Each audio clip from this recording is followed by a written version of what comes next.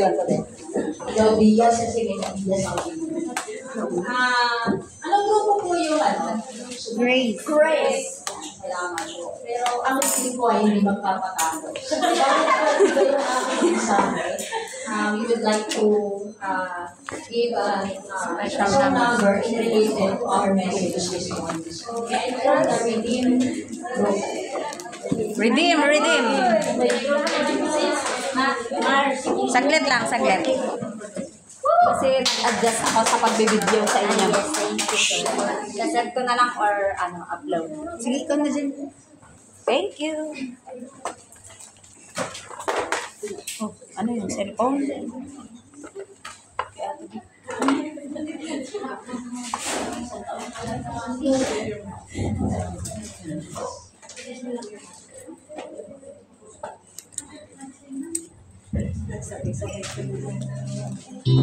Special ngayon.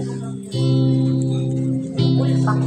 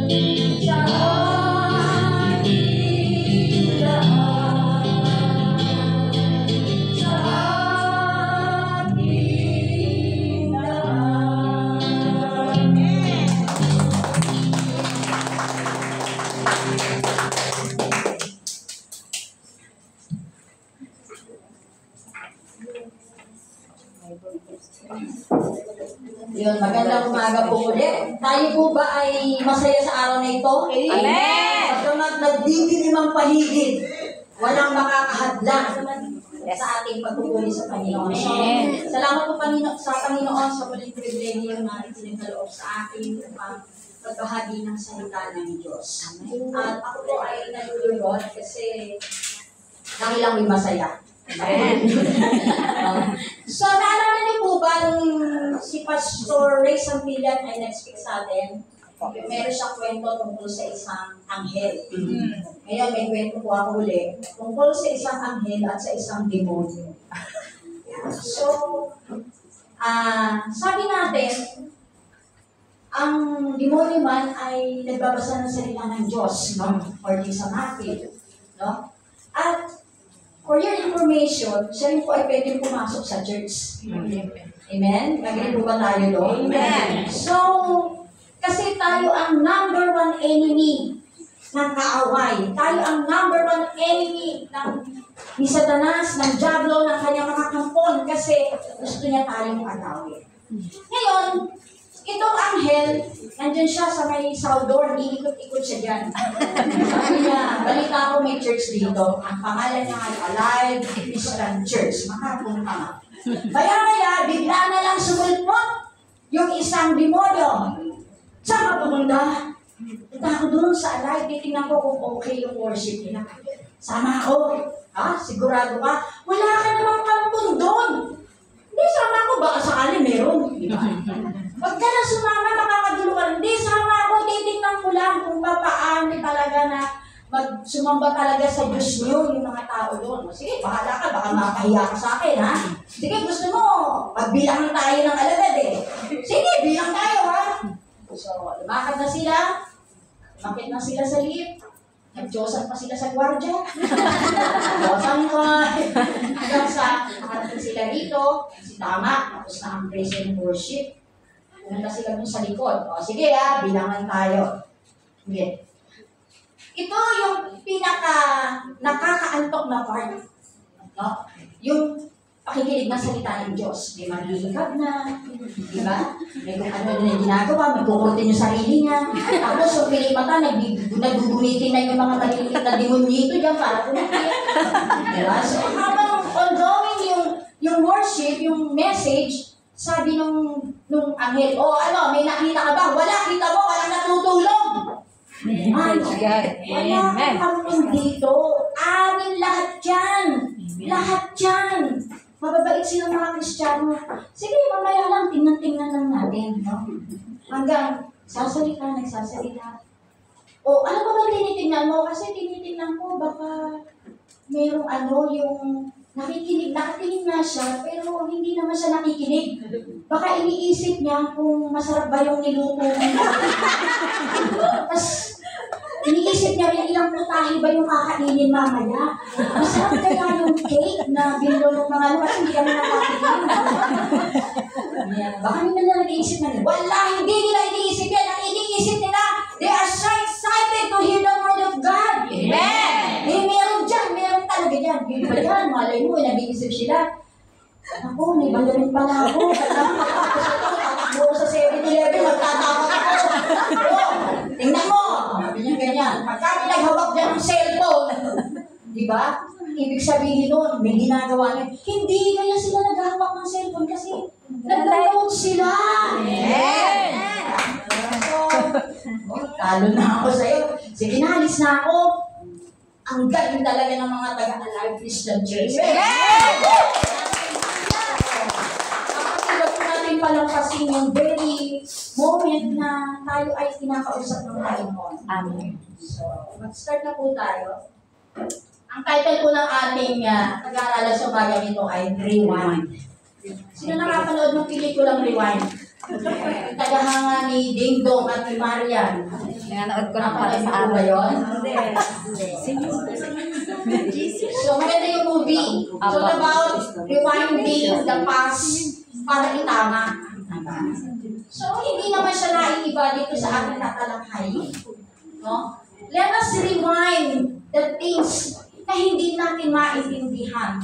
Bakit ba tayo nagre-rewind? Sometimes, di natin na-gets, di ba? Bakit ba tayo nagre-rewind? Yung dati, nung uso pa yung mga cassette recorder, di ba? May rewind yan. Ganyan nga. Pastor Ronald, kanina, pinipindot niya. Pastor, hindi yan nagre-rewind.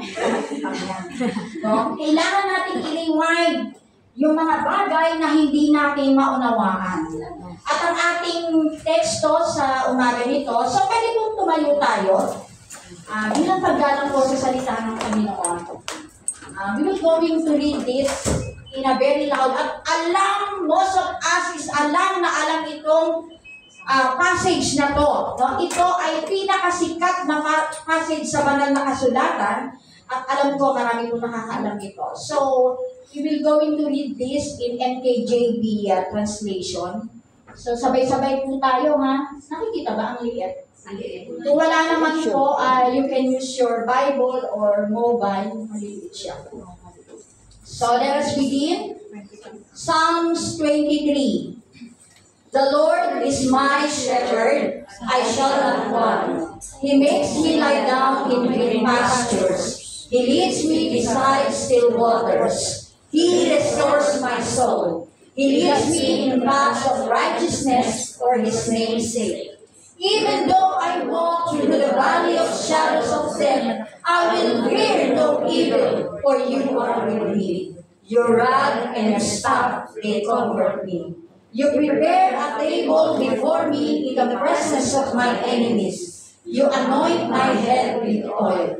My cup overflows. Surely goodness and mercy shall follow me all days of my life, and I shall dwell in the house of the Lord forever. Tayo po muna ay manalangin. Lord, we need your presence right now, O God. We need your Holy Spirit to understand your word, O God.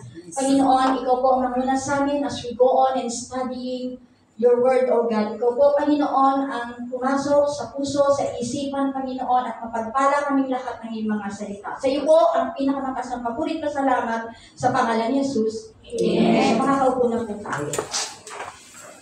Yan. Sino po nakakaalam nitong, pwede po bang pakitaas yung kamay para alam ko lang po kung paano po i-judge yung ating sino po yung nakakaalam ng Psalms 23? Nagiging meditation nyo ba ito? Nakakabisa nyo? Ako kabisado din yan. Alam mo, sarap kabisaduhin ito. Yes. No, in all the passage of the Bible, yung bawat letra nito ay napakasarap sabihin, lalo na kung ito ay kabisado natin. Sabi rito, ito ay isa sa 150 na Psalms. Sino sumulat ng Psalms? King David. King David, according to the sa mga scholars, at wala naman duda na siyang sumulat nito, may mga ebidensya na siyang sumulat nito. So in 150, isa itong Psalms 123, Psalms 23. Tapos there is no psalm that is recorded, memorized from these Psalms. Siya yung very, lahat ay minimemorize siya. Lalo na may part yan na yung verse 4. Yung isa walk to the valley of shadow. Alam niyo ba kung saan yung makikita yan? Lalo sa USA. Sa mga puntod ng namatay, nakalagay yan. Ini-engrave nila yan.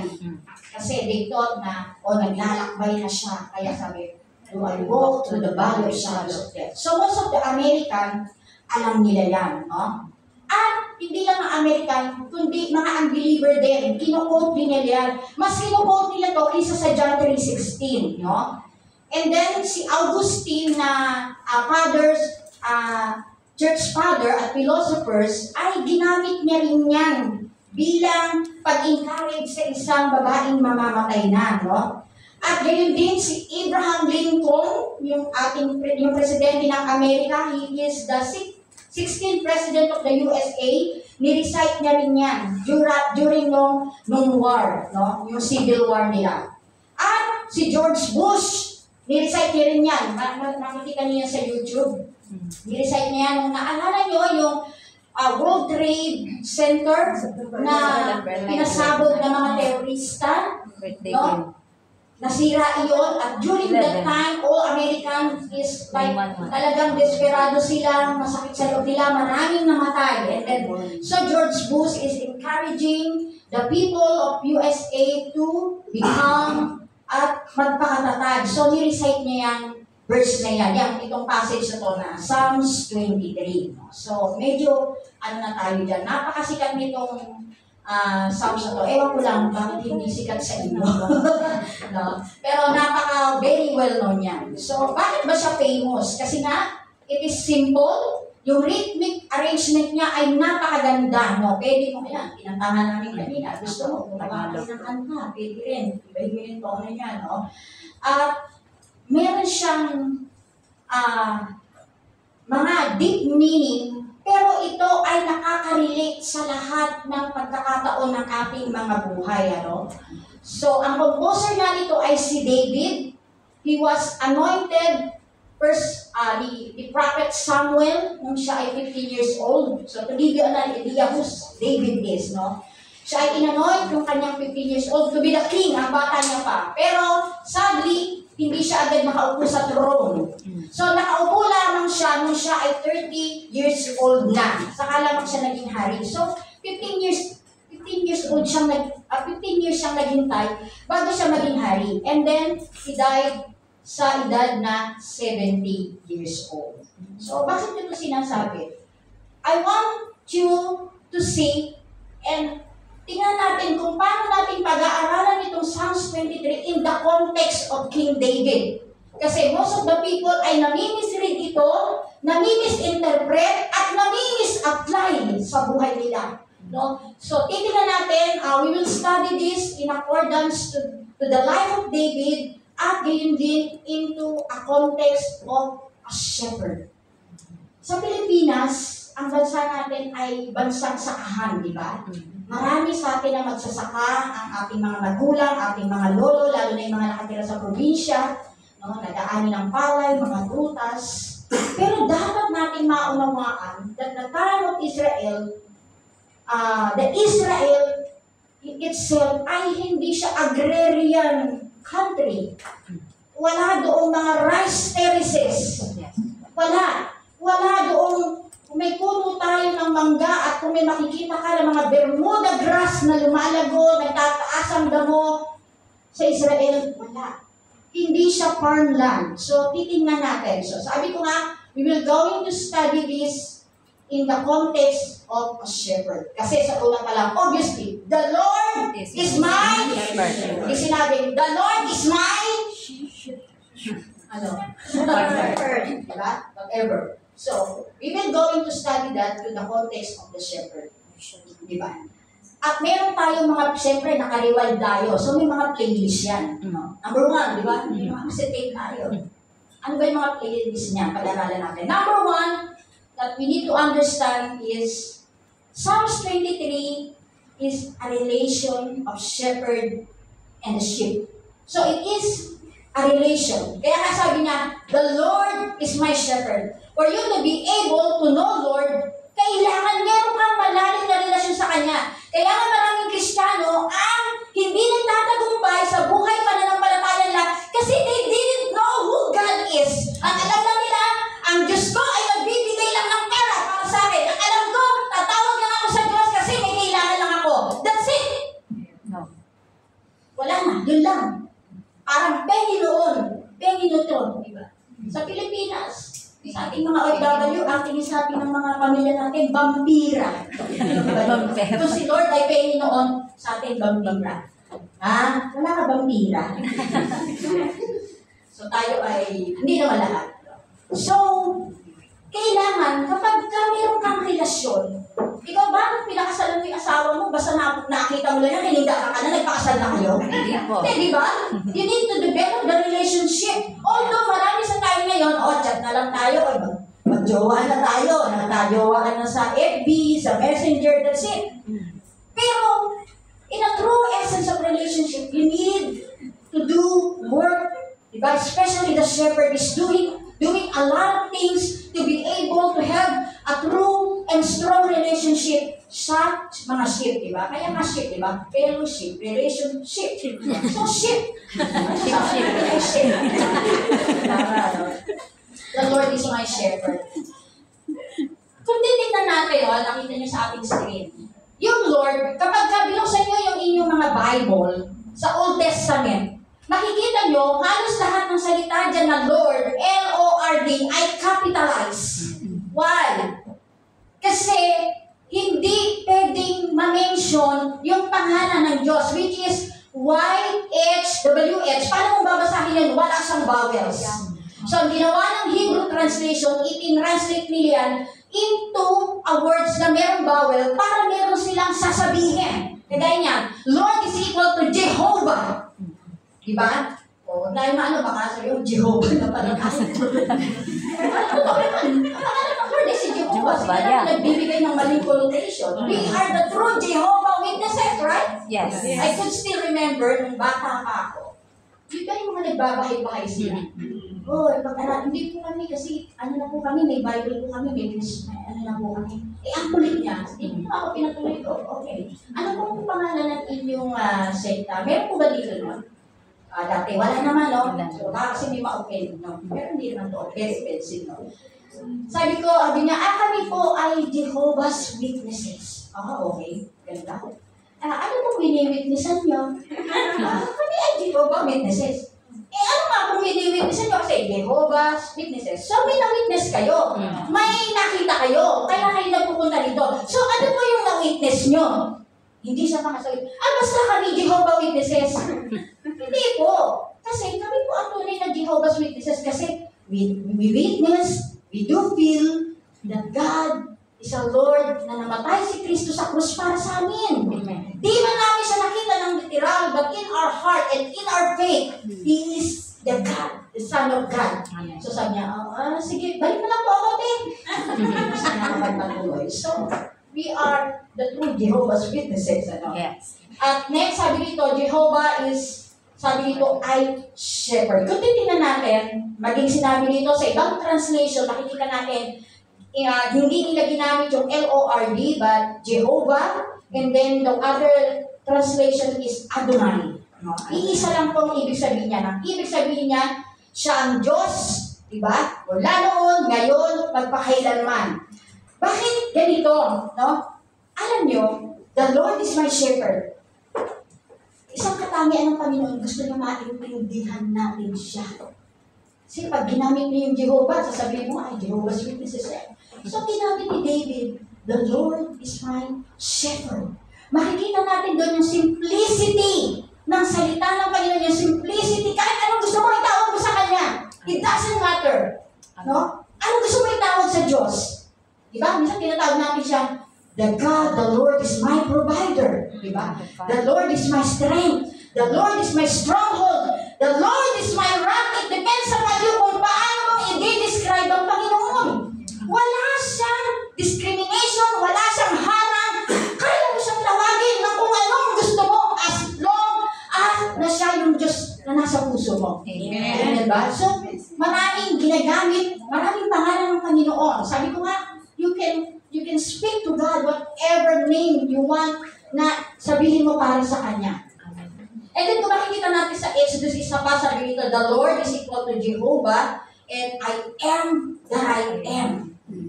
Sa Exodus, ginamit dyan, sabi ni Moses, sabi ni Lord, ilabas mo yung Israelita. Lord, ano kung sasabihin ko, sino ko nagputos sa akin? Egyptian, hindi naman nila kalala ang Diyos. Ano?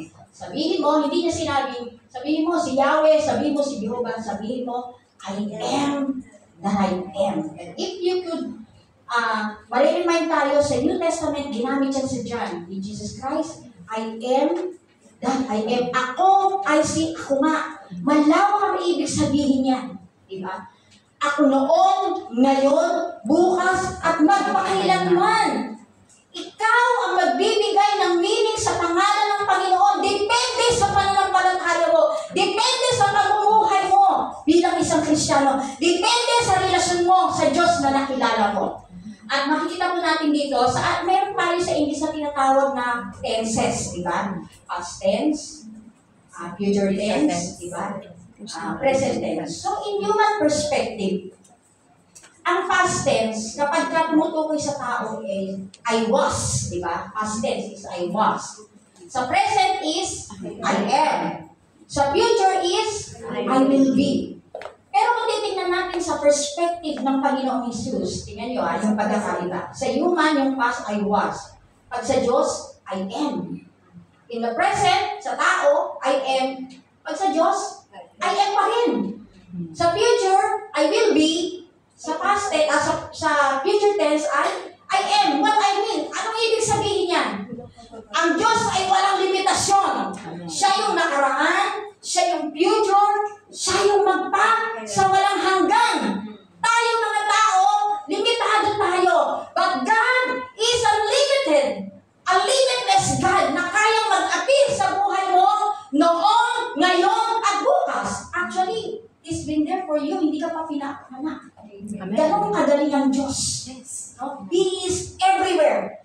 Naalala ko noon, nung nag-aaral kami noon ang Diyos daw ay nasa bulsa mo din. Nasa sulot ng sapatos mo. Ibig sabihin, God is everywhere.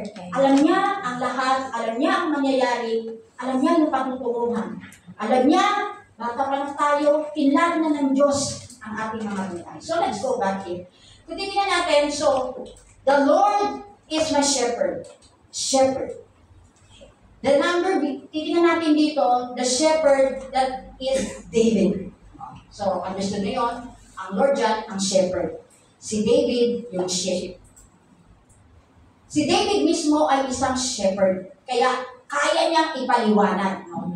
Pag tinignan natin yan, i-recite natin yan, the Lord is my shepherd. I shall not want. Yan yung picture na makikita mo, di ba? May velvet the grass, may mga hayop, ang saya nilang kumakain. Pero hindi ganyan yan. Alam niyo ba, ang sheep ay pinaka-dependence na animal. Amen. Hindi siya mabubuhay ng walang shepherd, ng walang nag-aalaga sa kanya. Ang leon ba may shepherd? Wala. Wala. Kasi yung leon kaya kumuha ng sarili niyang pagkain. Di ba? Minsan na yung aso yung hindi na ngayon, mga askal. So siya na yun, aspin. Ano yung aspin? Askal din pala yun. Pinaganda ba? No? Minsan, di ba, noong araw yun, maraming aso, tatawagin mo lang yan, oh, mami! Lalapit na. Minsan, wala sila sa bahay, yung pala, nanginginain, nagkahalukay ng basura, kaya nila. Pero ang sheep, hindi nila kayang kumuha ng pagkain or hindi nila kayang mabuhay nang walang tulong ng shepherd. No? Siya yung hayop na napaka-dependent niya sa shepherd.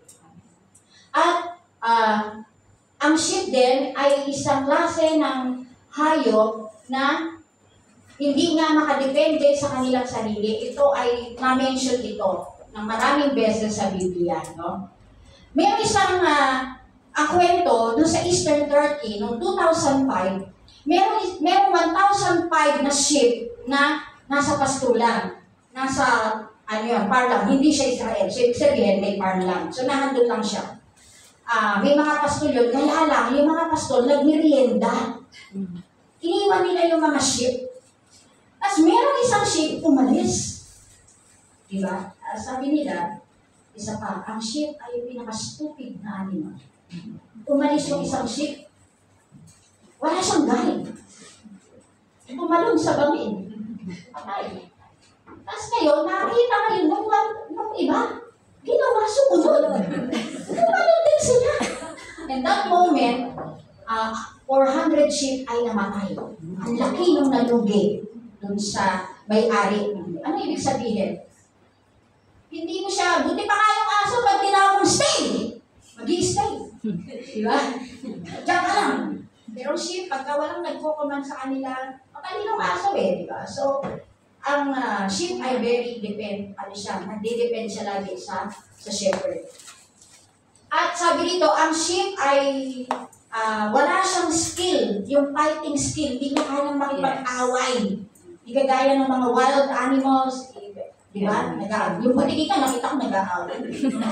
Sa lagubang, may wrestling tayo sa lagubang, lalagyan ng bubble gum sa likod. Yung bata kami ganun huli kami sa lagubang. Lalagyan namin ng bubble gum sa likod, tapos patatay din namin kung sino yung mapunta sa ilalim talo.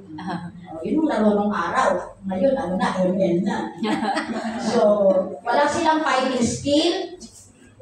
At ang sheep daw ay napaka-picky eater. Sila sa kumakain.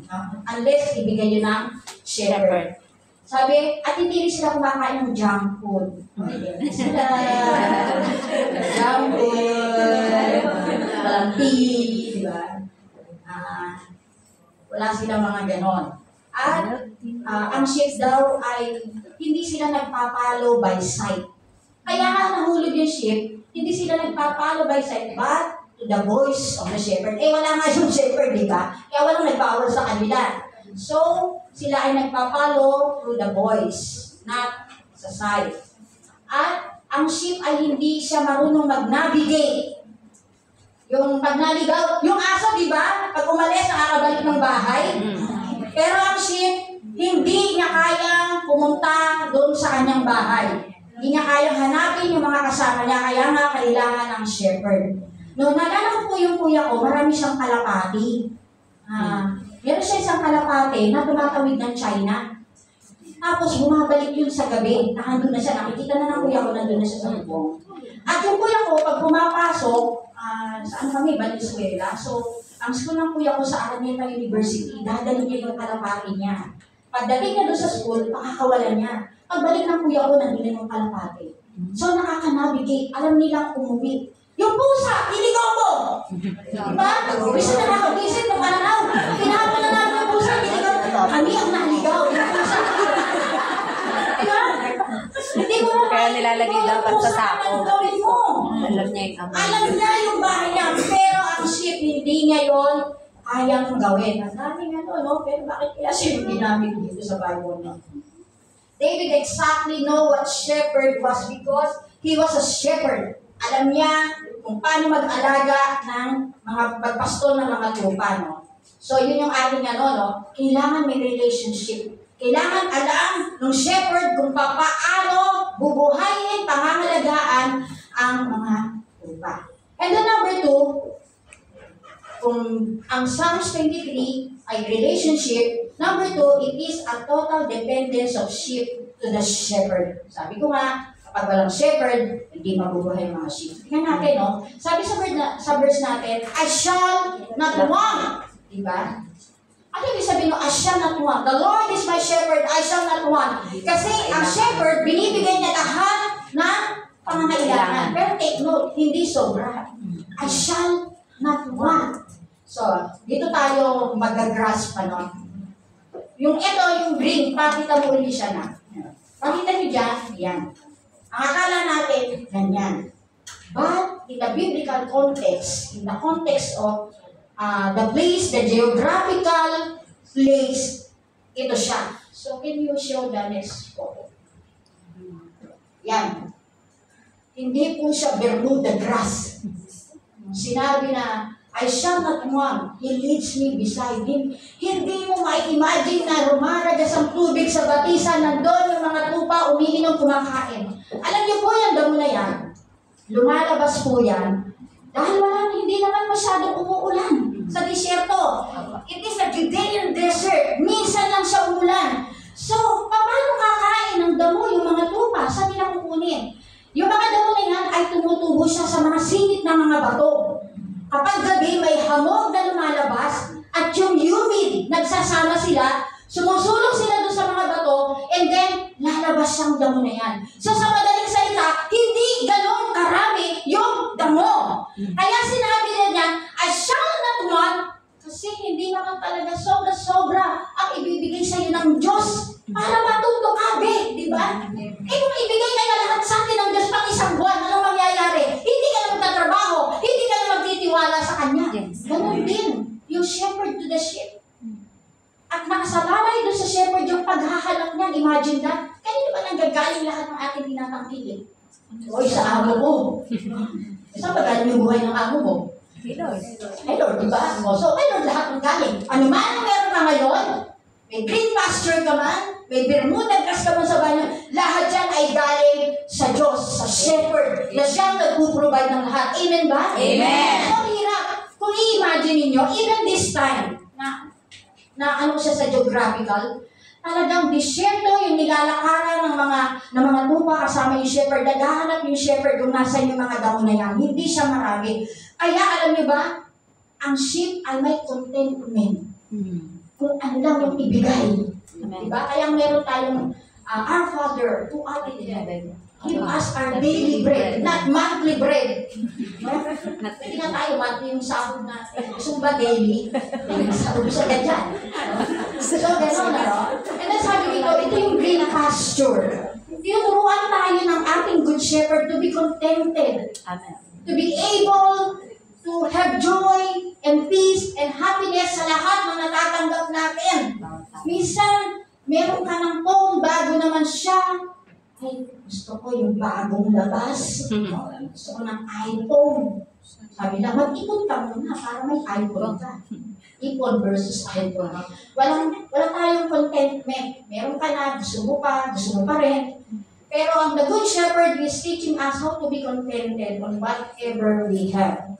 And then sabi dito, letter B ay yung still waters. Diba? He makes me lay down in green pasture. He leads me into still waters. Hindi iinom sa fountain ang mga tupa. Bakit sinabing still waters? Takot sila sa mga ingay, sa mga gumagalaw. In fact, hindi sila matutulog pag maingay.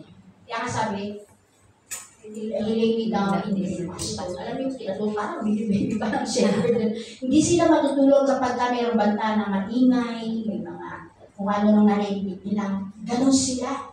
And then sabi, umiinom sila sa still waters, hindi sa fountain, hindi sa rumalagasa. Ito pa.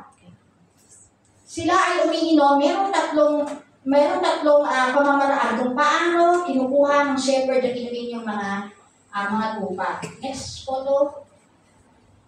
Minsan, nagbibuild sila ng mga cistern o yung maliliit na well. Hindi yan yung manalo na well kasi hindi ka naman pwedeng mag-well doon sa disyerto. Wala namang tubig na makukuha ron. So, ganun yung hard work ng mga shepherd. Gumagawa sila ng place. Kasi dito, pag nilagay nila ng tubig, hindi siya gumagalaw. Kasi konting galaw lang ng tubig, hindi iinom ang mga sheep. Matatakot sila. Kailangan kalmado sila. Kalmado pa, no? Masalang tayo, mahal tayo ng fountain, eh. So, natin yun, no?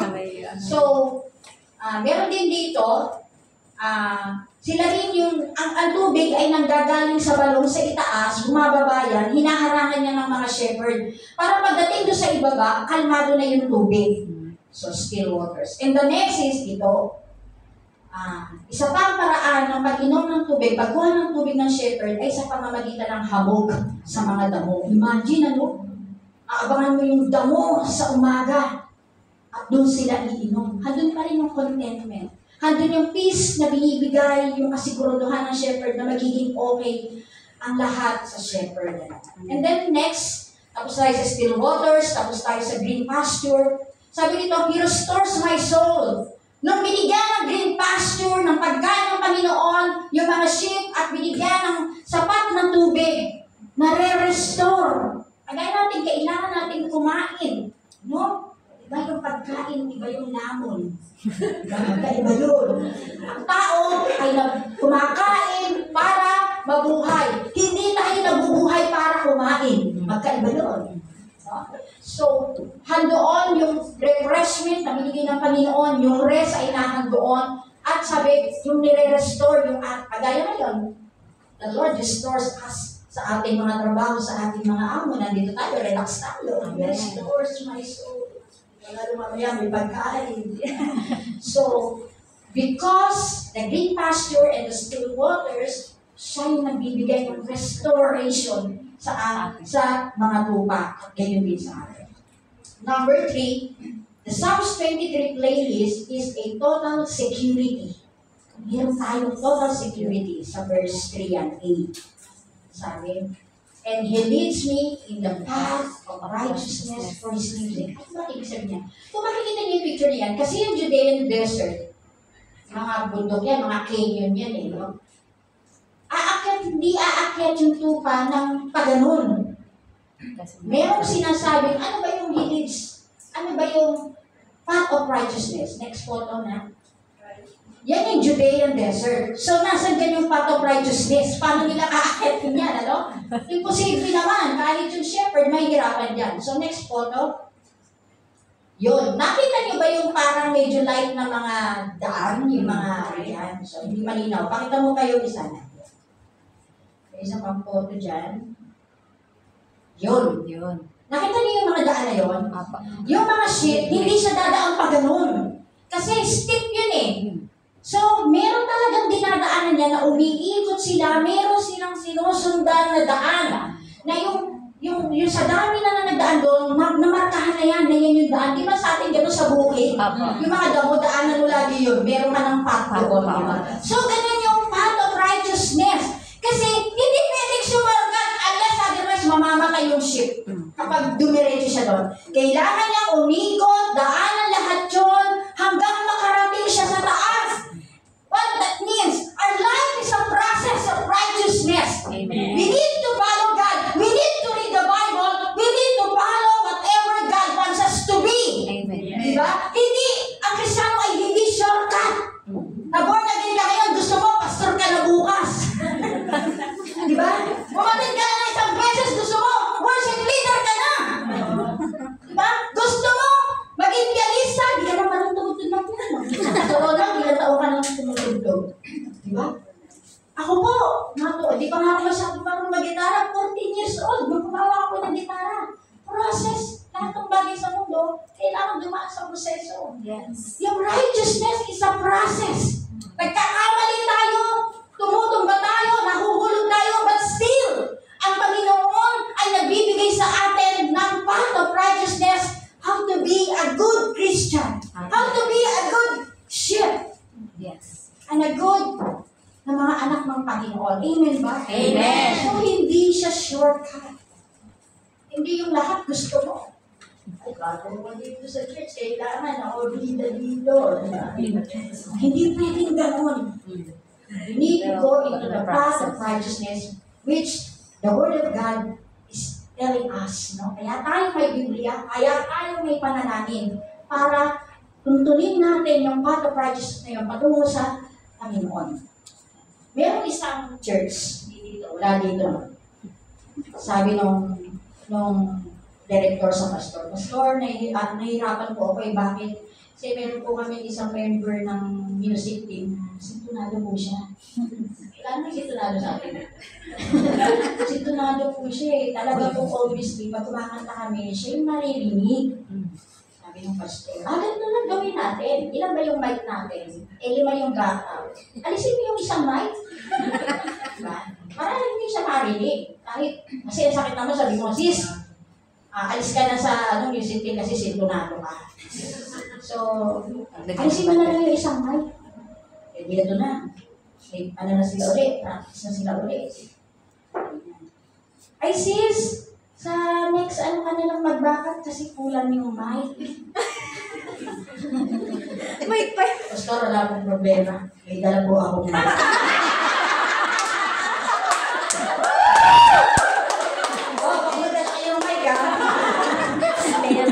Our life is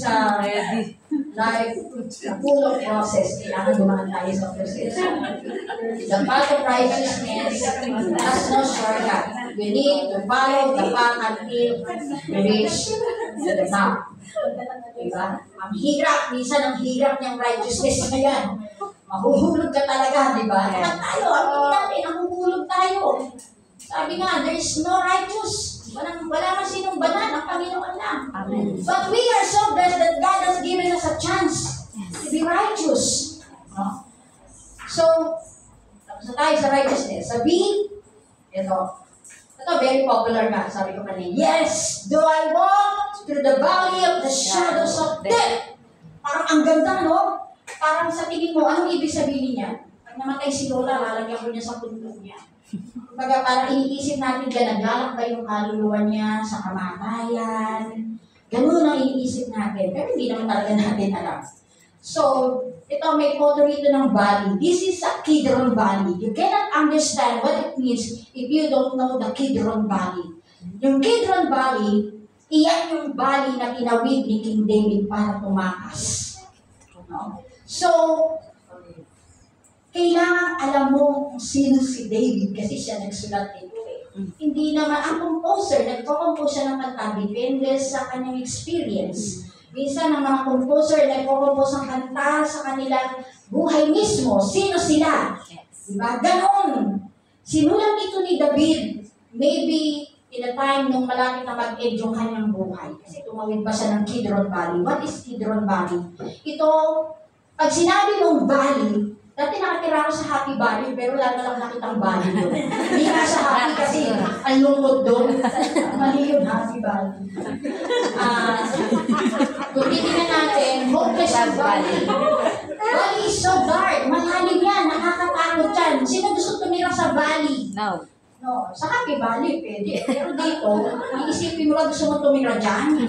May mababangis sa hayop dyan. Diba? Makakahamak ka dyan. Pero mo, lulutong ka ang lalim yan. Ang Bali ay paligid ng mga hills. Doon sa ibaba. So, si Absalom na anak ni Haring David, gusto niya sa'yo maging hari. And one night, ginising na lang si David, no kaya mga tanong, bakit na hari, bangon na! Si Absalom, sinakot na yung kaharian mo! Tara na, tumaksa tayo! Hindi, mamamatay tayo! Diba? So, ang bait na tatay ni David, binigay niya sa anak niya yung kanyang kaharian, tumakas sila. Sumama yung mga tauhan niya, at tinawid nila itong Kidron Valley. Kaya, nasabi ni David, even though I walk through the valley of shadows of death, kasi malalim yan. Imagine, bababa siya dyan, tapos tataas siya to go to the Mount Olives. Alam niyo, may kapareha yan sa New Testament. Si Jesus Christ, bago siya mamatay, tinawid niya yung Kidron Valley and go to the Mount Olives, to the Gethsemane. So, pareho. So, ano yung Kidron Valley na yan? Ano sa atin yung Kidron Valley na yan? Sabi ko nga, ang valley ay hindi maganda. May mga valley sa buhay natin, may mga valley tayo. May mga valley tayo sa buhay natin. Valley of sadness. Valley of desperation. Valley of doubt. Valley of lackness. Walang pera, kulang ang pera. Kulang ang ibadadala para maging vampira. Di ba? Sarap tayo.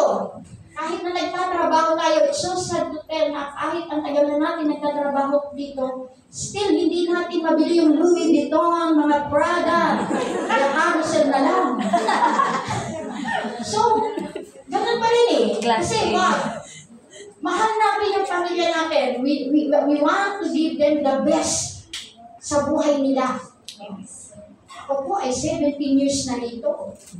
Pero, niisip ko, kailan ko kaya mabibili yung gusto ko talaga, yung magagandang damit, yung mga ganon. Pero you know what?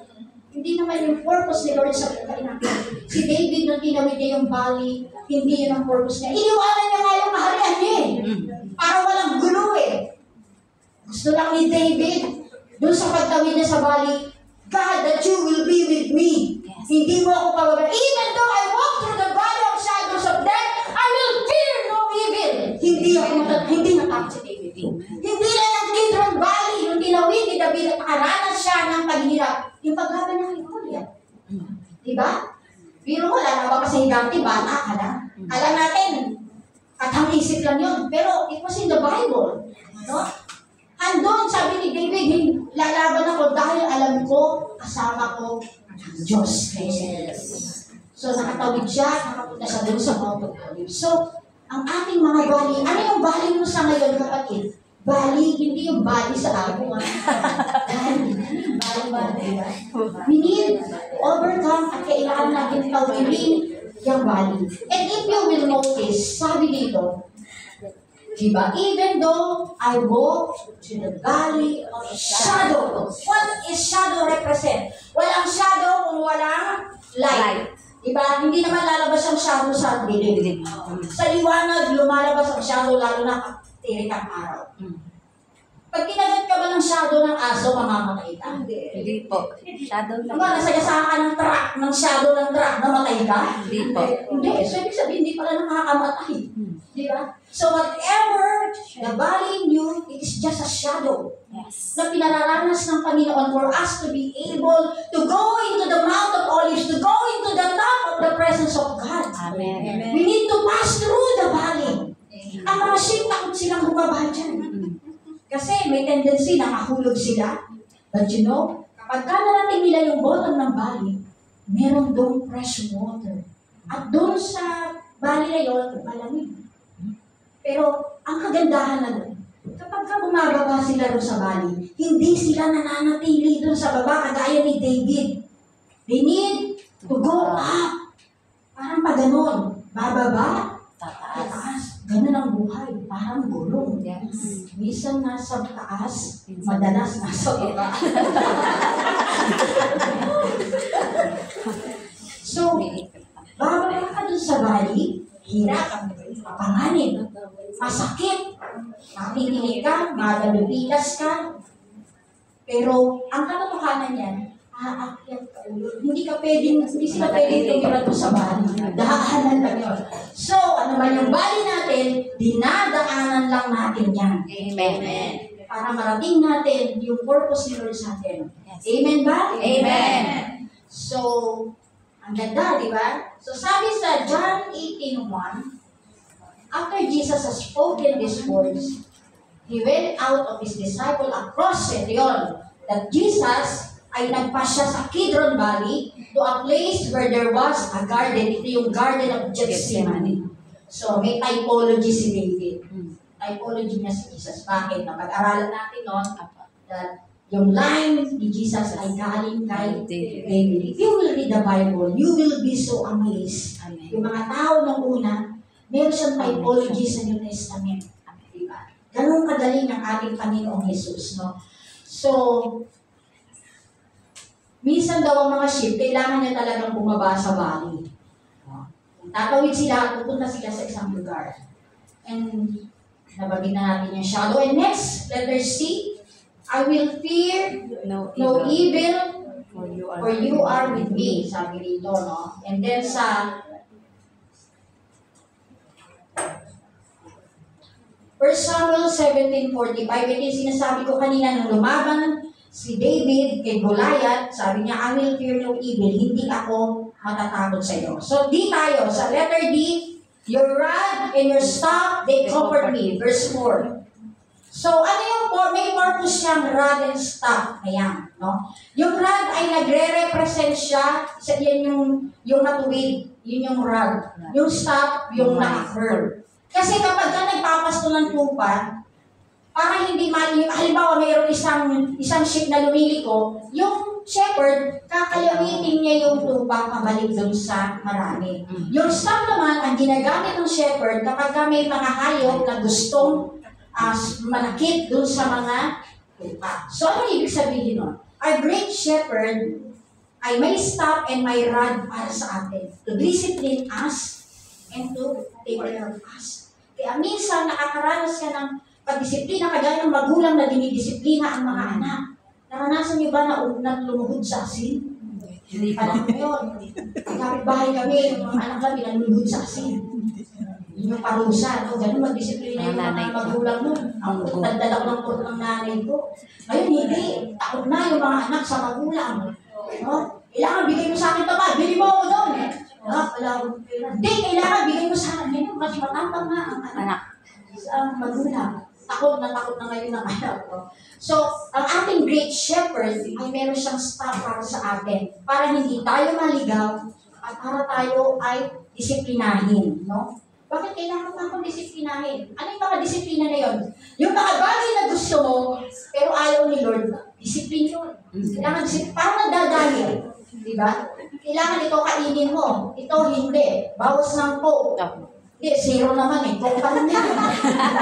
Water na lang. Ganun pa rin yun. Mag-water ka na lang.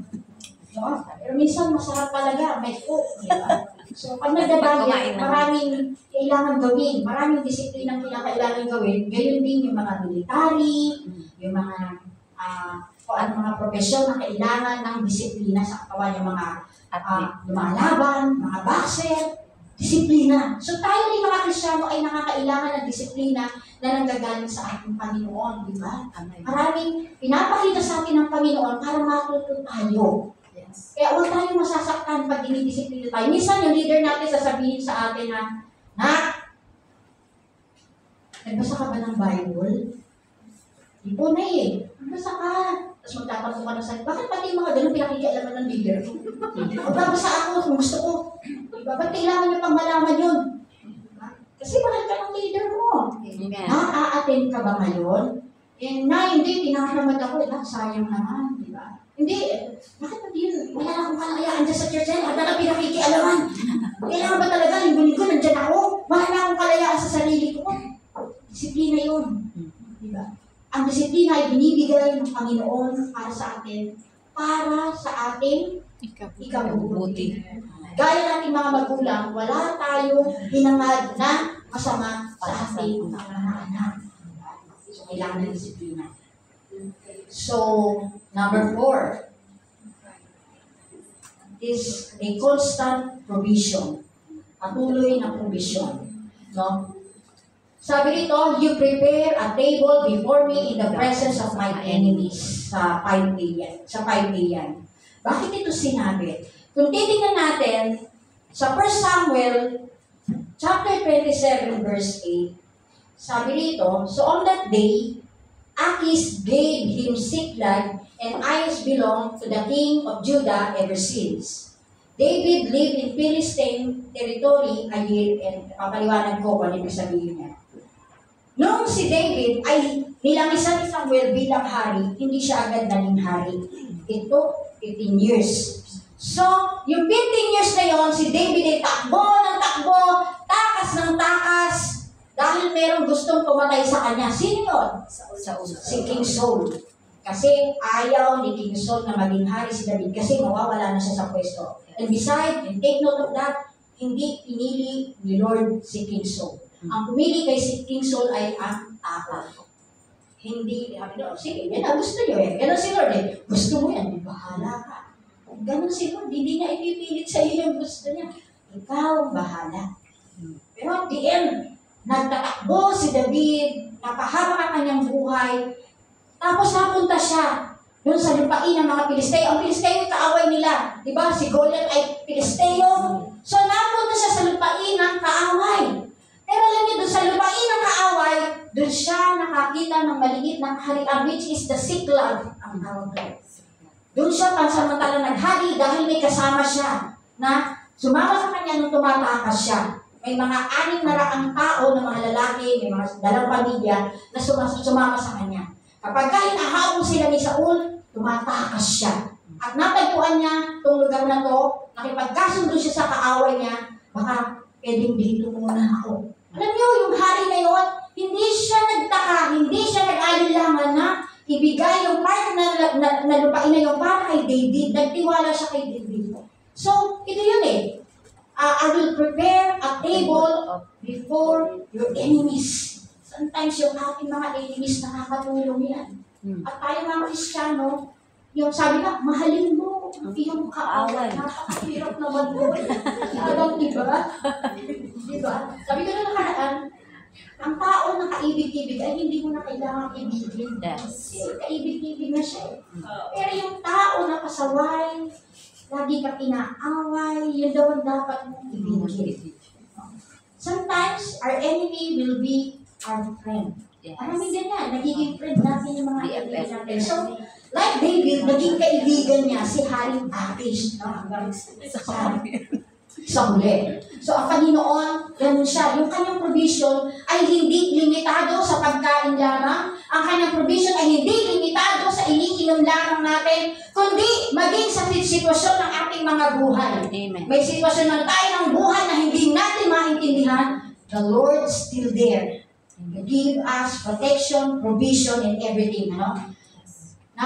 Napakabuti ng Diyos. Pwede mo palakpakan natin ng Diyos. Sabi dito, the next, you anoint my head with oil. Ito maganda po ito. Yung mga nag-aalaga ng mga sheep, sabi ron ay nilalangisan yung ulo ng sheep. So we know that David has been anointed by oil to be the king. Ang mga sheep din ay ina-anoint ng oil. Bakit? Kita niyo yung picture niya yan. Yan po kanyang horn, yung mga lalaking sheep, ilalagyan po yan ng langis. Kasi pagka breeding time, yung mating time, baka magkabuhol-buhol yung sungay, sa kapwa sungay. So, nilalagyan siya ng langis para mag-slide siya. Hindi siya dumikit. So, yun yung purpose nun. Ang pangalawang purpose, nilalagyan ng oil ang sheep para hindi siya dapuan ng mga insekto, ng mga langaw. Kasi pagka dumapo yan sa sheep, mangingitlog doon yung mga langaw o yung mga insekto, magiging parasite yun. At very vulnerable yung mga sheep sa gano'n at maaari nilang ikamatay. So, kung titingnan natin, gano'n ang protection ng Panginoon sa kanila. No? Even our wellness. Diba? Ating mga kilay. No? Gano'n kabuti ang Panginoon. Siya ay interesado interesado sa iyong kalusugan, sa iyong kalagayan, sa iyong katawan. Kaya nga sinabi ng Bible, you are the temple of God. Hindi mo dapat nilalagyan ng mga kakaiba, mga elemento ang iyong katawan. Amen. Yeah? So, may napanood po ako, muntik na siyang mamatay dahil nagpamanicure siya. Tapos nagsugat yung daliri niya.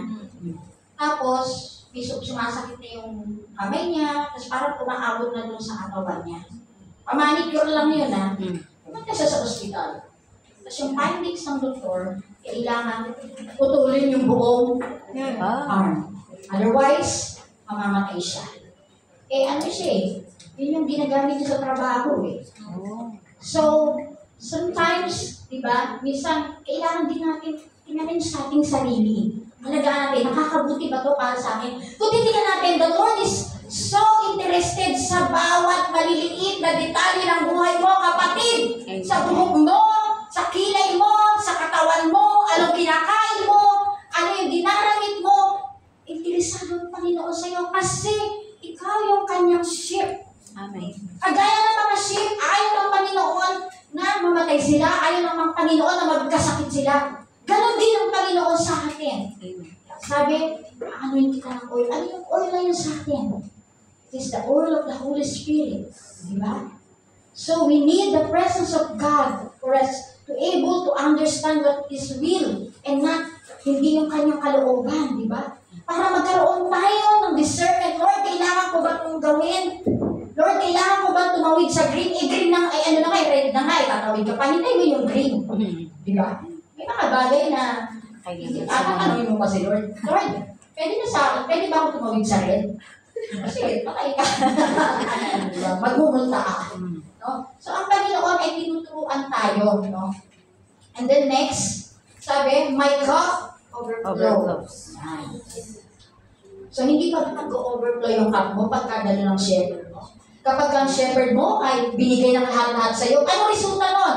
My cup overflows. I want more. I want more. Kulang ang linggo ko para sa paligid ng Lord. I am flowing with your love. Gusto ko pa.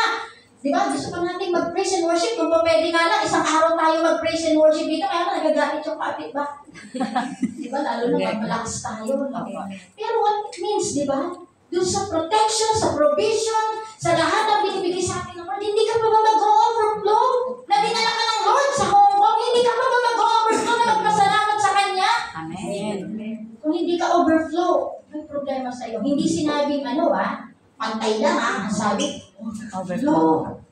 Naku, umapaw, dapat yung kagalakan mo sa iyong great shepherd, sa lahat ng ginagawa mo, dapat laging nakakonekta. Lahat ng gagawin mo, lahat ng didesisyonan mo, for you to be able to overflow. No? Kahit na, alam mo ba, ang mahirap ay yung mag-overflow ka na ikaw ay salat. Bakit yan ang shit? Hindi naman sila. Talagang totally napakarami na pinakakain sila, but they are overflowing with the goodness of God. Sabi nga, kapag ka ang Diyos lang ang mayroon ka, meron ka lahat ng bagay sa mundo. Yeah. Pero kapag ka wala kang Diyos, you will never be satisfied. Ano man ang bigay sa'yo, mayaman ka man, marami kang pera, bigyan kami ng bonus na araw mo buwan-buwan, hindi ka masasatisfied. Amen. Kung wala kang Panginoon sa buhay. Pero kapag ka meron ka lang, Lord lang meron ka. Dahil ang Lord ang may-ari ng mundo for your information. Sabihin, marami ako. That's the key. I need God alone. I will never fear. I will lack anything kasi meron akong Diyos na magbibigay sa akin ng lahat. Amen ba? Amen. And then, next, number 5. Lahat yun ay pagsasama-samahin natin. No? Sabi rito, surely goodness and loving kindness shall follow me all days of my life forever. No? Ba't na tayo napunta dito para mamamatay na tayo? Di ba?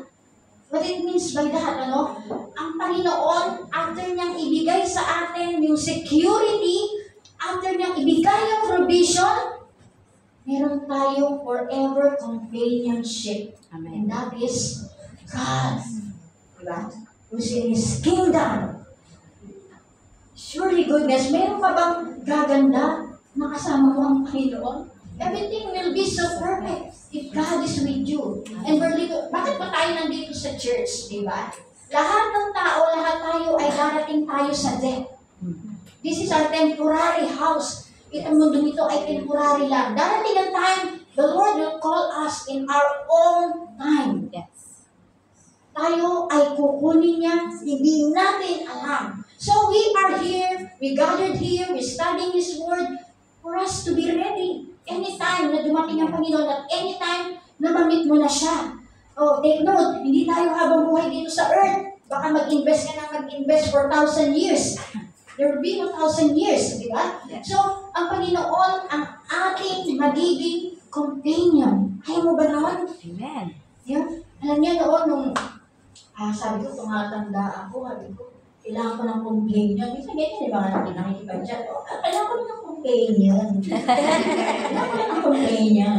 But you know, one thing I realized, there's no perfect companion than companionship with God. Amen. Lahat kaya mo sabihin sa Kanya, lahat kaya mong iiyak sa Kanya. Kasi kapag ka sa earthly companion ka umasa, mabibigo ka. Diba? Minsan nga, mga asawa na natin, hindi tayo makiintindihan, di ba? Diba? Punta na punta dyan sa church, sayang lang yung iniikap mo dyan, bigay mo lang dito. Diba? Parang may pantoma naman ako, di ba? So, pero ang Panginoon is our good shepherd, He's also our good companion. So, ano ang hahanapin mo, no? The most awaited time na hinihintay natin is yung ating mamit natin yung ating shepherd. Mamit natin yung ating Panginoon na nagbibigay ng lahat sa atin, ano, kung anong meron tayo. No? Our world today, sabi nga, malapit na tayo sa tinatawag na may AI na, di ba? May lumalabas na ng mga robot. No? Lumalabas na sa mga internet na kung ano-ano. Our world is full of parang miracle of the social media. Kung titingnan natin itong Psalms 23, the Lord is my shepherd, I shall not be in want. He makes me lie down in green pasture and then lie.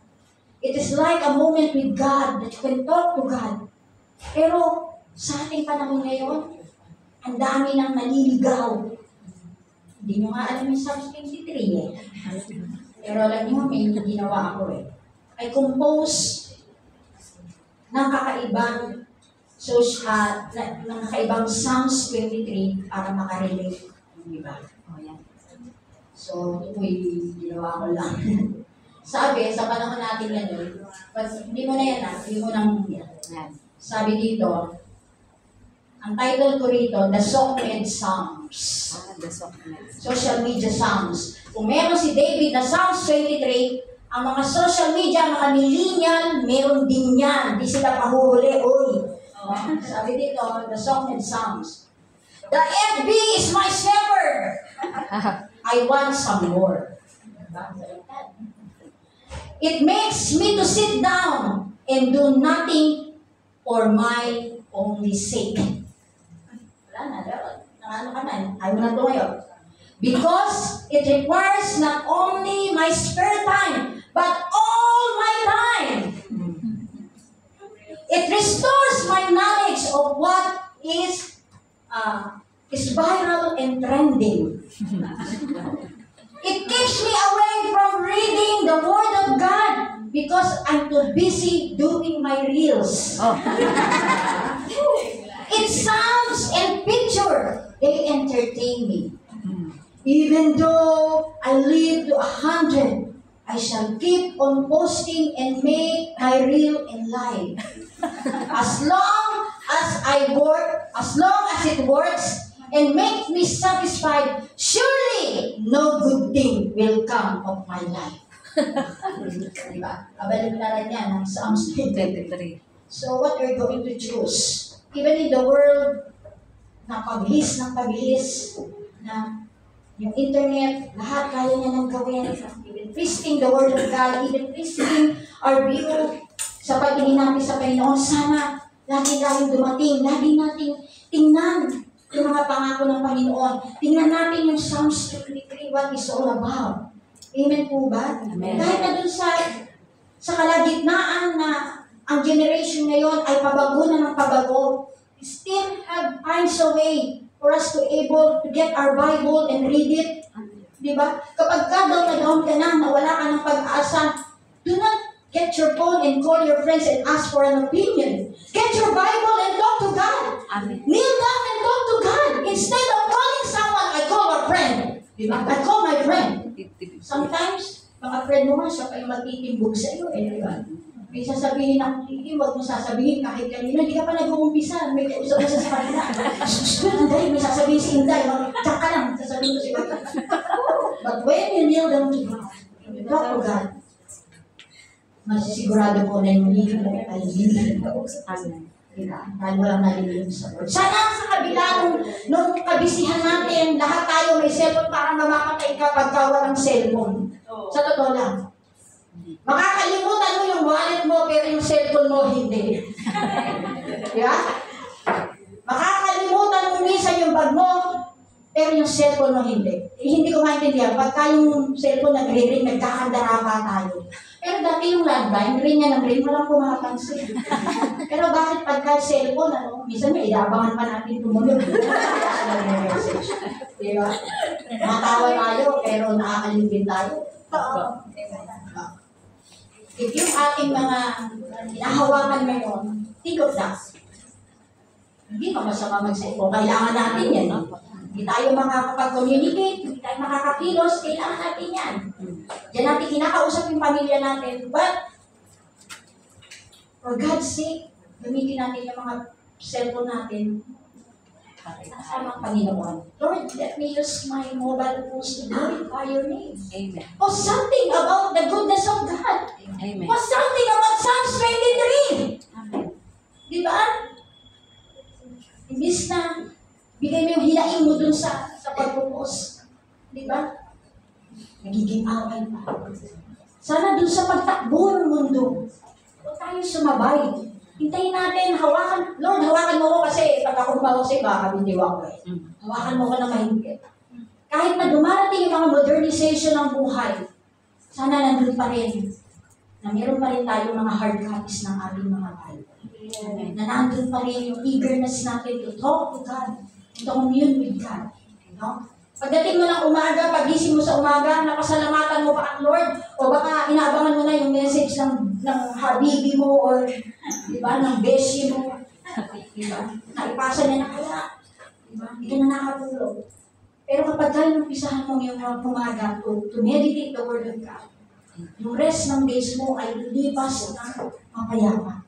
So, huwag tayong paalikin mga kapatid, because we have the Good Shepherd who gave us everything that we need. No?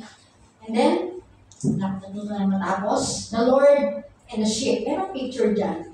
Sabi rito, the difference between the lion and the sheep is the shepherd. According to the scripture, it is better to be a sheep than a lion. Why? Diba? Lion are fierce and strong. Siya nga yung hari ng kagubatan, diba? Lion King! Diba? Simba! Si Simba. Allah! Allah! So, Lion King. It's better to be a sheep than a lion because lions are fierce and strong and a sheep are weak and defenseless. But they don't have to fear for the safety. Ang lion, matapang siya, wala siyang takot. Pero it is better to be a sheep. Hindi siya natatakot. Hindi natatakot ang sheep. Kasi meron siya shepherd. Ang lion, walang shepherd. Ikaw nga, mag-shepherd ka ng lion. Sige nga. Makainitan. May mga documentary, kahit gawin mong pet yung lion. Darating yung time, kakainin ka ng lion. Or, anong pet mo? Snake. Yeah. Makainin ka pa rin. Pet mo, mga snake, mga wild animals. Ano? So, may shepherd and sheep. They don't fear for their safety. Lions are mighty hunters. Diba? Mighty hunters yan. Yet, is the sheep that doesn't go hungry. Ang leon, nagugutom yan. Kaya nga nababaliw yan. Kaya nga humahanap ka ng pagkain, nagugutom. Pero ang sheep, hindi siya nagugutom. Amen. Kasi merong shepherd na nagbibigay sa kanya ng pagkain. So, you have to be sheep. That's because the sheep has something the lion doesn't have. The lion must depend upon its own strength and cunning. The sheep belongs to the one who will lay down his life. Ang lion, walang magtatanggol sa kanya. Patay sa tiyak. Wala. Siya pa nga yung hinahantig, di ba? But the sheep, even the sheep is defenseless. Meron siyang shepherd na kayang ibigay ang buhay sa kanya. Sabi ni Harry David, kaharap niya nun si King Saul na gusto niya lumaban kay Goliath. Alam niyo ba na kapag mayroong umaatake na mga halimaw o mga hayop sa aking mga tupa, pinagtatanggol ko sila. Diba? Kaya kong ibigay ang aking buhay para sa aking mga tupa. Ganun din ang Panginoon. And who give the life for us to be able to save? It is no other than Jesus Christ. He is a great shepherd. He is a good shepherd that laid down His life for us na mga sinner. Pero sa leon, walang mag-aalay ng buhay, walang magliligtas sa kanya. Siya lang sa sarili niya, kahit gano'n pa siya katapang. Walang makikialam sa kanya, di ba? So that's Psalms 34:11, sabi dito, the lions may grow weak and hungry, but those who seek the Lord lack no good thing. In other words, even the strongest, most ambitious people might not always have all they need, but those who trust God to provide for them will have all their needs and meet the world. Diba? Yung tao na mayaman, na meron ng lahat, gusto niya pa rin marami. And the time will come, mauubusan yun, for sure. Pero kapag kayong pag-asa mo ay nahandun sa source na nagbibigay sa iyo ng mga kailangan mo, hindi ka mauubusan. Amen.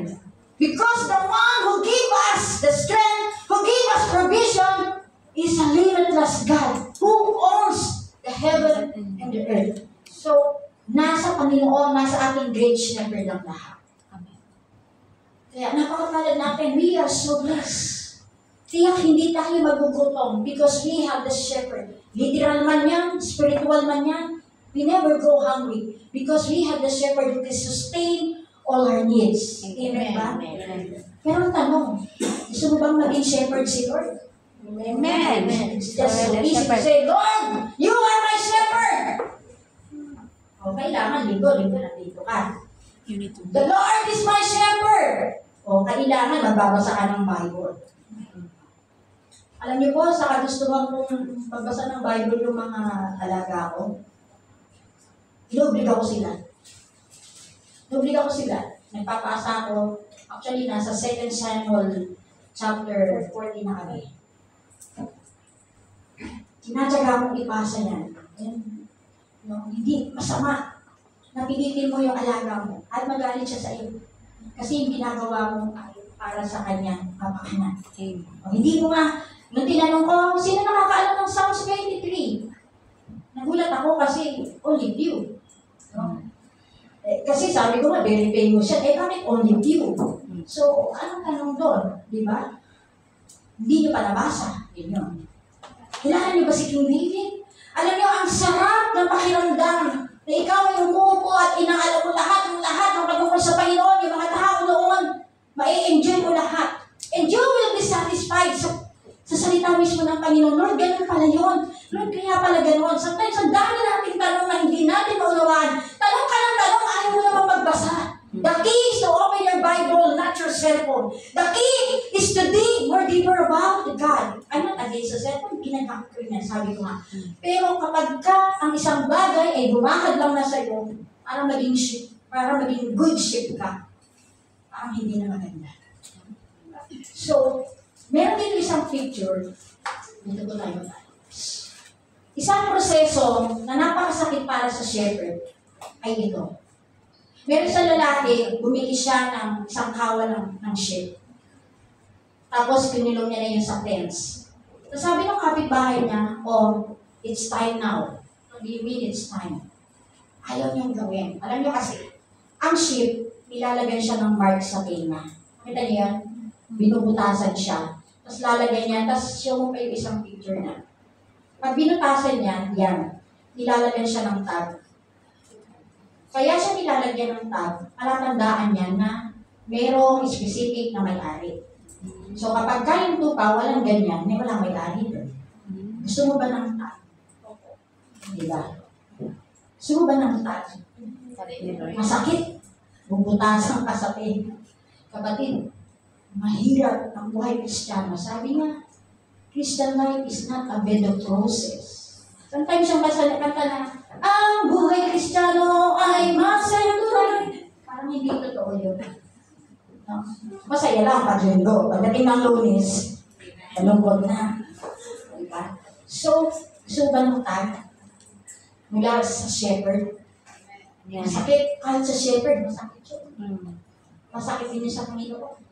Nung ipinako ang ating Panginoon sa kusang Kalbaryo, ang sakit mo sa Ama. Kaya di ba yung verse na, nung pinapako ang Panginoon sa krus, tumalikod ang Diyos. Kasi masakit. Ganun yung ginawa ni Kristo para sa akin. Ganun yung ginawa ng Good Shepherd para sa akin. Masakit! Mamatay ang wala kang kasalanan. Masakit ibigay ang buhay ng hindi mo kagustuhan. Diba? Para mailigtas tayo. Gusto mo ng tag? Sunod ka sa Panginoon. Amen. Gusto mo ng tag? Limutin mo yung uko sa sarili mo. Gusto mo ng tag? Huwag kang pusong ako. Gusto mo ng tag? Magbasa ka ng Biblia. Gusto mo ng tag? Kausapin mo lagi si Lord. Gusto mo ng tag? Magtiwala ka sa Kanya. Gusto mo ng tag? Sumunod ka sa Kanya. Gusto mo ng tag? You have to cross the river. You have to cross the valley. You have to cross on the path which is napakasakit, which is napakahirap. Pero kapatid, pagdating mo sa time, sa mong Panginoon, all of those pain will be gone. Lahat ng naranasan mong hirap. Wala pa sa kalintingan nung hinaharap natin, nung dinanas mo, yung dinanas ng Panginoon. Yes, He is a good shepherd. And yet, He is our Savior. Na nagbigay ng kanyang sariling buhay. Diba?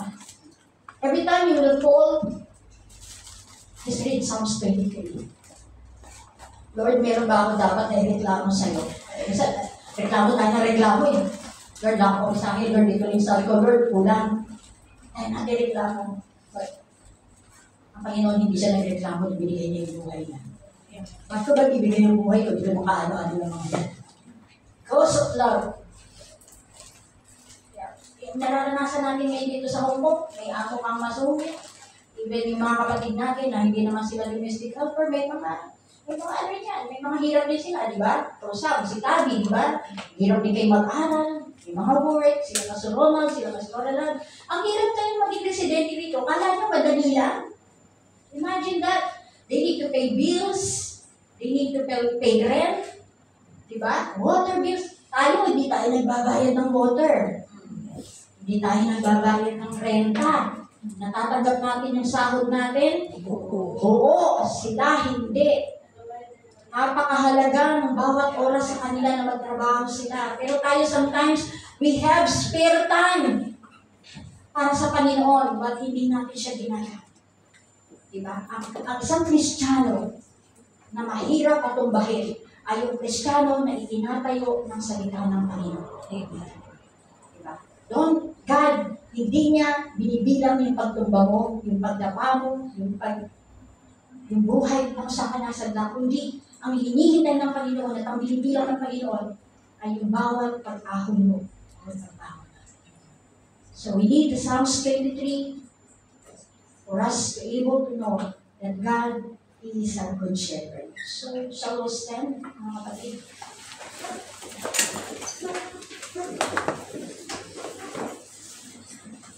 Kasi awitin po natin yung kawit natin kanina, yung mga tatapon. So, shall I call the worship team? So, we rewind to Psalms 23. Binigay ng Panginoon ng kanyang salita na ito para, hindi lang para kay David, pero para sa ating lahat. Daming pangako ng Panginoon, hindi ko mabilang, hindi natin mabilang. Pero ikaw, ano yung pangako mo kay Lord? Nangako ka na ba kay Lord? Amen. Lord, nangangako ako, magpapakabait na ako. Lord, nangangako ako, hindi na ako magsisinungaling. Lord, nangangako ako na na lagi mo akong matatagpuan, na nakaluhod, tuwing linggo. Lord, matatagpuan mo ako na lagi ako nasa church. Lord, nangangako ako, namamahalin ko yung haway ko. Lord, nangangako ako, na hindi na ako magre-reklamo kapag napapagod ako. Lord, nangangako ako, puro ka pangako, natupad ba yung pangako mo? Meron bang isa sa pangako mo sa Lord mula nung naging Kristyano ka na tinupad mo? But God, ang dami ng pangako, hindi ang pinang na pangako, ibinigay niya sa atin. Paano ka naman? Paano naman tayo? Do you have any promises to God? Nung tayo na naghihirap ka, tinanggap mo si Kristo, napagpuan mo siya, Lord, I'm going to serve you no matter what. Pero bakit pag dumating yung tayo na nagkukulang ka sa pera, nasira yung relasyon, ang galing mong tumutumbak. Ikaw yung isang sheep na gusto mo puntahan kung anong gusto mo. Wala akong pakialam kay Lord! Wala akong pakialam! Ang gusto ko lang, sundin ko yung sarili ko. You are not being a good shepherd.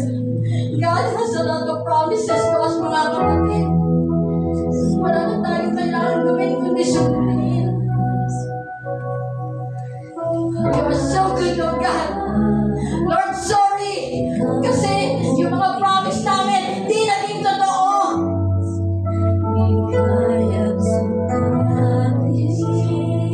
Forgive us, oh God. Hindi kami naging mabuting hindi kami naging mabuting mga anak mo.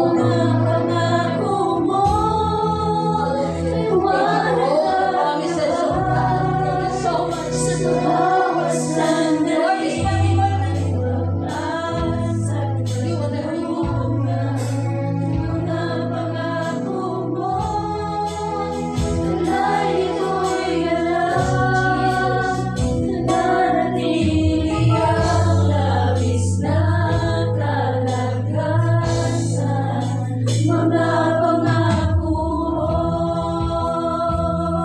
Get down to God. You want to ask forgiveness, Lord. Sorry po, Lord. Hindi ako naging tapat sa iyo. Hindi ko natupad yung pangako ko sa iyo. Gusto kong lumawit sa iyo. Hindi ko maipapangako. Kaya ko. Samahan mo ko. You are my shepherd, Lord.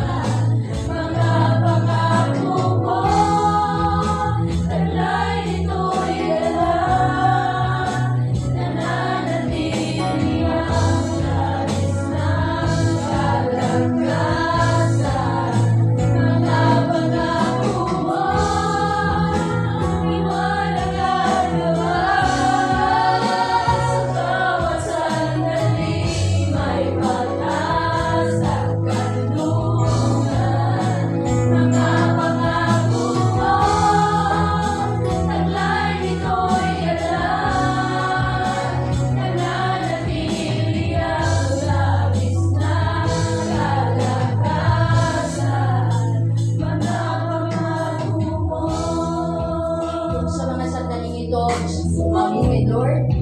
Ikaw at si Lord. Magkaharap sa oras nito. Anong pakialam sa iyo katabi mo? Sabi mo lagi, Lord. Lord, hindi ko natupad yung pangako ko sa iyo.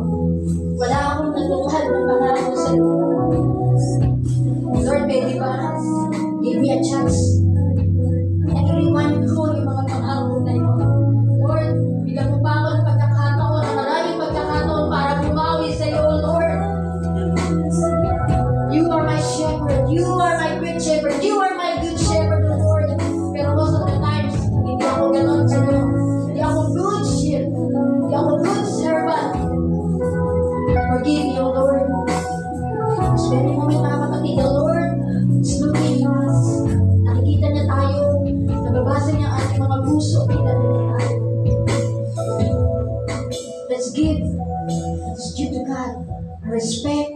our worship, our praise, our thanksgiving. Bigyan natin lahat sa Panginoon na nagbigay ng mga pangako na tinatapos niya. Salamat, Panginoon, sa oras na ito, Lord. Maraming salamat sa salita mo, Lord. Maraming salamat, Panginoon, na binigyan mo ng pagkakataon si King David to pen this Psalms 23, O God. Na siya namin magiging gabay, na siya namin magiging hakbang, Panginoon, para, Lord, dumaan kami, Panginoon, sa proseso ng buhay bilang mga anak mo.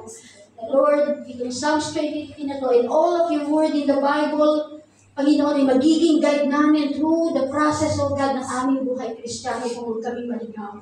Lord, forgive us kung nagkulang kami. Lord, hindi namin may papangako, kakayanin namin. Pero Lord, ang alam namin na ikaw ang kasama namin, Panginoon. Madapaman kami, Lord. Ikaw pa rin ang Diyos na nangako na kami, Lord, ay tutulungan mo na kami, Panginoon, isa sa libin mo. Tulad ng isang tupa na naniligaw, Panginoon. Andun, Panginoon, na kami binabalik mo sa iyong kainin. Salamat sa iyo, Panginoon. Dakila ka sa aming mga buhay. Dakila ka, Panginoon. Let's speak goodness to God and bring all the glory to God. Ano man yung naranasan mo, ano man yung mga karanasan mo hindi magaganda, pagkatiwala mo lahat sa Lord ang buhay mo. Ang Lord ang bahala umayos ng lahat nito. We have the good shepherd. We have the good God that lays it out for us. Siyang nagbigay ng buhay sa atin. Salamat, Panginoon. Sa oras na ito, Lord, papasakot kami sa iyo. Lead us into the path of righteousness for your name's sake, O God. Help us and continue to guide us until we can see your face to face, O God. Salamat, Panginoon, sa araw na ito. Nakilain ka, ikaw nawa ang nabigyan ng lugod sa aming mga buhay. Sa pangalan ng Panginoon Jesus, na kung aming dalangin. Amen. Salamat po.